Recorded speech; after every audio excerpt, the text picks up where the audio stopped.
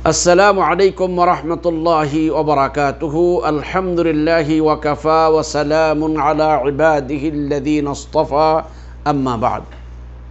ফাআউযু বিল্লাহি মিনাশ শাইতানির রাজীম। ওয়া লাকাদ বা'আথনা ফি কুল্লি উম্মাতির রাসূলান আন ই'বুদুল্লাহা ওয়াজতানিবুত তাগুত। আল্লাহুম্মা সাল্লি ওয়া সাল্লিম আলা মুহাম্মাদিন নাবিয়্যিল উম্মিয়্যি ওয়া আলা আলিহি ওয়া আসহাবিহি আজমাইন। সম্মানিত দ্বীনী ভাই ও বোনেরা, আমি আজ আপনাদের সামনে যে বিষয়ে আলোচনা করব সেই বিষয়টি হলো, এই দুনিয়ায় সবচেয়ে বড় গুনাহ কোনটি? প্রিয় দ্বীনী ভাইরা, এই প্রশ্নের জবাব জানার আগে আমাদেরকে আরও একটি গুরুত্বপূর্ণ কথা মনে রাখতে হবে। সেই কথাটি হলো যে আল্লাহর পক্ষ থেকে বান্দার প্রতি যত নির্দেশসমূহ এসেছে, সেই নির্দেশসমূহের মধ্যে সবচাইতে গুরুত্বপূর্ণ নির্দেশ কোনটি, এবং আল্লাহ তাআলার পক্ষ থেকে বান্দার প্রতি যত কিছু নিষেধ করা হয়েছে তার মধ্যে সবচাইতে গুরুত্বপূর্ণ নিষিদ্ধ কাজ কোনটি? প্রিয় ভাইরা, আমরা যদি কোরআনুল কারীম এবং রাসূলুল্লাহ সাল্লাল্লাহু আলাইহি ওয়াসাল্লামের হাদিস অধ্যয়ন করি, এর জবাব স্পষ্ট হয়ে যাবে। জবাব হলো যে কোরআনুল কারীম এবং রাসূল সাল্লাল্লাহু আলাইহি ওয়াসাল্লামের অসংখ্য হাদিস এটা প্রমাণ করে যে আল্লাহ তাআলার পক্ষ থেকে বান্দার প্রতি যত নির্দেশ এসেছে, সেই নির্দেশসমূহের মধ্যে সবচেয়ে গুরুত্বপূর্ণ নির্দেশ হলো তাওহীদ, অর্থাৎ আল্লাহর একত্ববাদ। অর্থাৎ বান্দা অন্তরে বিশ্বাস করবে, মুখে স্বীকার করবে এবং কর্মে তা প্রমাণ করবে যে আল্লাহ তাআলাই একমাত্র সৃষ্টিকর্তা, পালনকর্তা, রিজিকদাতা, হায়াত ও মৌতের একমাত্র মালিক, এবং তিনি এই বান্দার সকল ইবাদত উপাসনার হকদার। তাহলে এটা হলো সবচেয়ে গুরুত্বপূর্ণ নির্দেশ। আর আল্লাহর পক্ষ থেকে বান্দার প্রতি যত কিছু নিষেধ করা হয়েছে তার মধ্যে সবচেয়ে গুরুত্বপূর্ণ নিষিদ্ধ কাজ হলো আল্লাহর সাথে শরীক করা। তার মানে কোনো বান্দা যেন কোনো অবস্থাতেই যেন আল্লাহ তাআলার সাথে অন্য কাউকে শরীক সাব্যস্ত না করে। তার একটা দলিল স্বরূপ আমরা একটা আয়াতের একটা অংশ পেশ করতেছি। যেমন আল্লাহ তাআলা কোরআনে বলেছেন, ওয়া'বুদুল্লাহা ওয়ালা তুশরিকু বিহি শাইআ। তোমরা কি করো? আল্লাহর ইবাদত করো, আল্লাহকে একক জেনে তার ইবাদত করো, আর তার সাথে কাউকে শরীক সাব্যস্ত করো না। তাহলে আল্লাহকে একক বুঝে আল্লাহর ইবাদত করার যে নির্দেশটি এসেছে এটা হলো তাওহীদ, আল্লাহর একত্ববাদের। আর নিষিদ্ধ কাজের প্রথম যে নিষিদ্ধ কাজ সবচেয়ে গুরুত্বপূর্ণ, সেটা হলো শিরিক করা যাবে না। প্রিয় ভাইরা, তাইলে এটা স্পষ্ট হয়ে গেল যে আল্লাহর পক্ষ থেকে গুরুত্বপূর্ণ হুকুম নির্দেশটি হলো তাওহীদ। এইগুলা কোরআনে কারীমে আরো বহু আয়াতের মধ্যে এর প্রমাণ পাওয়া যায়। যেমন আল্লাহ তাআলা সূরা আম্বিয়ার 25 নং আয়াতে বলছেন, ওয়ামা আরসালনা মিন ক্বাবলিকা মির রাসূলিন ইল্লা নূহি ইলাইহি আন্নাহু লা ইলাহা ইল্লা আনা ফা'বুদুন। হে নবী, আমি আপনার পূর্বে যত নবী রাসূলগণকে প্রেরণ করেছি, প্রত্যেক নবী রাসূলগণের নিকট এই ওয়াহি, এই বার্তা প্রেরণ করেছি যে তারা যেন এই দাওয়াত দেয় যে আল্লাহ ছাড়া সত্যিকার কোনো ইলাহ নেই, উপাস্য নেই, এবং তারা যেন একনিষ্ঠভাবে আল্লাহর ইবাদত করে। এবং আল্লাহ তাআলা কোরআনে কারীমে সূরা আন-নাহলের 36 নং আয়াতে বলেছেন, ওয়ালাকাদ বা'আথনা ফি কুল্লি উম্মাতির রাসূলান আন ই'বুদুল্লাহা ওয়াজতানিবুত তাগুত। আল্লাহ তাআলা বলছেন, আমি প্রত্যেক জাতির নিকট রাসূল প্রেরণ করছি এই মর্মে যে তারা মানুষকে দাওয়াত দেবে, এক আল্লাহর ইবাদতের প্রতি দাওয়াত দিবে এবং তাগুতকে বর্জন করার দাওয়াত দিবে। তার মানে কি? তাগুত বলতে আল্লাহ তাআলাকে বাদ দিয়ে যত কিছুর পূজা করা হয় এগুলোকে তাগুত বলা হয়। অর্থাৎ সমস্ত মানব জাতিকে আল্লাহর একত্ববাদের দিকে দাওয়াত দিবে এবং আল্লাহ তাআলাকে বাদ দিয়ে যত কিছুর উপাসনা হয় এগুলোর থেকে মানুষকে বারণ করবে বা বিরত রাখবে। প্রিয় ভাইরা, তাই স্পষ্ট হয়ে গেল যে আল্লাহর আদেশ গুরুত্বপূর্ণ আদেশ এবং নিষেধ। এখন আসুন, আমরা বলেছিলাম সবচেয়ে বড় গুনাহ কোনটি? প্রিয় ভাইরা, কোরআনে কারীম এবং হাদিসের দ্বারা এটাও স্পষ্ট যে সবচেয়ে বড় গুনাহ হলো শিরক। তার দলিল কি? যেমন আল্লাহ তাআলা হযরত লোকমান হাকিম তিনি তার সন্তানকে যে নসিহত স্বরূপ যে কথাটি বলেছেন, যেটা কোরআনে কারীমে উল্লেখ করা হয়েছে। আল্লাহ পাক বলেছেন, ওয়াইয ক্বালা লুকমানু লিবনিহি ওয়া হুয়া ইয়াইযুহু ইয়া বুনাইয়া লা তুশরিক বিল্লাহ ইন্নাশ শিরকা লাযুলমুন আযীম। হে আমার আদরের সন্তান, তুমি আল্লাহর সাথে কাউকে শরীক সাব্যস্ত করো না, কেননা শিরিক হলো সবথেকে বড় জুলম। এই জুলম এটা শিরিক।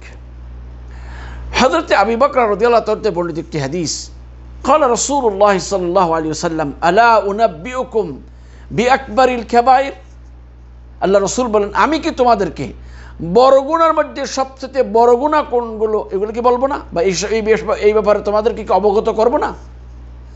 সাহাবায়ে কেরাম বলেন, ক্বালু বালা ইয়া রাসূলুল্লাহ, কুলনা বালা ইয়া রাসূলুল্লাহ, হে রাসূল অবশ্যই বলুন। ক্বালা আল ইশরাকু বিল্লাহ, সর্বপ্রথম হলো আল্লাহর সাথে শরীক সাব্যস্ত, সবচেয়ে বড় গুনাহ আল্লাহর সাথে শরীক সাব্যস্ত। 2 নম্বর উকুকুল ওয়ালিদাইন, পিতামাতার নাফরমানি করা। 3 নম্বর ওয়া কাউলু জুর আও শাহাদাতু জুর, মিথ্যা কথা বলা এবং মিথ্যা সাক্ষী দেয়া। এই হাদিসের দ্বারা এই কথা স্পষ্ট হয়ে গেছে যে সবচেয়ে বড় গুনাহ হলো আল্লাহর সাথে শরীক সাব্যস্ত করা। প্রিয় ভাইরা, এখন প্রত্যেক মুমিনের উপরে অবশ্যই জরুরি যে আমাদের জানা শিরিক কি জিনিস। কারণ যদি শিরিকটা না বুঝতে পারি তাহলে আমি শিরিক থেকে বাঁচবো কি করে? সম্মানিত দিনী ভাইরা, আসুন শিরিকের শব্দের আমার স্বাভাবিকত শিরকুন শরীকুন শব্দ থেকে যেটা পার্টনার, শেয়ার, কোনো একটা কাজের একাধিক ব্যক্তি অংশগ্রহণ করা, অংশীদার হওয়া। শরীয়তের পরিভাষা এর অনেকগুলা ব্যাখ্যা, অনেক মনীষীগণ বা অনেক স্কলারগণ অনেক রকমের ব্যাখ্যা করেছেন। আমি এর 2-1টা আপনাদের সামনে তুলে ধরার চেষ্টা করব যাতে করে বিষয়টা আপনাদের সামনে ক্লিয়ার হয়ে যায়। যেটাকে আরবিতে বলা হয় যে মুসাওয়াতু গায়রিল্লাহ বিল্লাহ ফিমা হুয়া মিন খাসাইসিল্লাহ, অর্থাৎ গায়রুল্লাহ বলতে আল্লাহ তাআলাকে বাদ দিয়ে অন্য বস্তুকে, অন্য মাখলুককে, এবার চাই মানুষ হোক, জিন হোক, অন্য যে কেউ হোক, আল্লাহর বৈশিষ্ট্যের সমতুল্য সমকক্ষ সাব্যস্ত করা। তার মানে আল্লাহ তাআলার যে কর্ম আছে, আল্লাহর যে কাজ, আল্লাহর যে গুণ, যে এই সবগুলার মধ্যে আল্লাহর মতো অন্য কাউকে মনে করা, আল্লাহর সমতুল্য সমকক্ষ মনে করা, এটা শিরক। কেউ কেউ এমন বলেছেন, কিন্তু কিছু সংখ্যক ওলামায়ে কেরাম বলেছেন, বা এটার একেবারে সহজ হলো এইটা যে বান্দা যেই কাজগুলো আল্লাহর সন্তুষ্টির জন্য করেন, এমন কাজগুলা যদি পৃথিবীর অন্য কারোর জন্য করা হয় এটা শিরক হবে। যেমন উদাহরণস্বরূপ দেখেন, দোয়া একটি ইবাদত, এই দোয়াটা যদি আল্লাহর নিকট করা হয় এটা ইবাদত হবে। কারণ রাসূল সাল্লাল্লাহু আলাইহি ওয়াসাল্লাম দোয়া হল ইবাদত, দোয়া ইবাদত। এই দোয়া করাটা শিরক হবে যদি আল্লাহ তাআলাকে বাদ দিয়ে অন্য কারো নিকট এই প্রার্থনাটা করা হয়। কারণ দোয়া এটা আল্লাহ তাআলার জন্য খাস, অর্থাৎ দোয়া কবুল করার মতো বান্দার দোয়া কবুল করার হক, কবুল করাটা একমাত্র আল্লাহর ক্ষমতা, আর কারো নয়। আর বান্দা একমাত্র দোয়া বা প্রার্থনা আল্লাহর নিকটেই করবে, আর কারো নিকট নয়। কারণ কেউ প্রার্থনার জবাব দেওয়ার ক্ষমতা রাখে না, অর্থাৎ যেই প্রার্থনাটা বান্দায় আর আল্লাহর মধ্যে হয়। হ্যাঁ, দুনিয়ার বিষয় একে অপরের নিকট আমরা এই দিক সেদিকটা, যে দুনিয়াবি যে সমস্ত বিষয়গুলো আছে সেগুলো আমরা মানুষের কাছে চাইতে পারি। আমার একটু টাকা হাওলাতের দরকার, এটার জন্য আমাকে একটু হসপিটাল নিয়ে যাওয়া দরকার, আমার একটু কোনো একটা কাজে কোনো জায়গায় পৌঁছে দেওয়া, এগুলো আমরা একে অপরের কাছে চাইতে পারি। কিন্তু যে জিনিসগুলা বান্দার হাতে নাই, এমন সব জিনিস আল্লাহ ছাড়া অন্য কারো নিকট চাওয়া যাবে না। এমনিভাবে সেজদা ইবাদত, যদি এই সেজদাটা আল্লাহর জন্য হয়, আর এই সেজদা করা শিরক হবে যদি এই সেজদাটা আল্লাহ তাআলাকে বাদ দিয়ে অন্য কারোর জন্য করেন। এমনিভাবে কোরবানি করা ইবাদত যদি আল্লাহর নৈকট্য লাভের জন্য করা হয়, এই কোরবানিটা যদি আল্লাহ ছাড়া অন্য কারো নৈকট্য লাভের জন্য করা হয়, এটা শিরক হবে। এক কথায় যে কাজসমূহ বান্দা আল্লাহর জন্য করেন, আল্লাহর খুশির জন্য করলে যেটা ইবাদত হয়, এইসব কাজগুলো আল্লাহ তাআলাকে বাদ দিয়ে অন্য কারোর জন্য যদি করা হয় এটা শিরক হবে।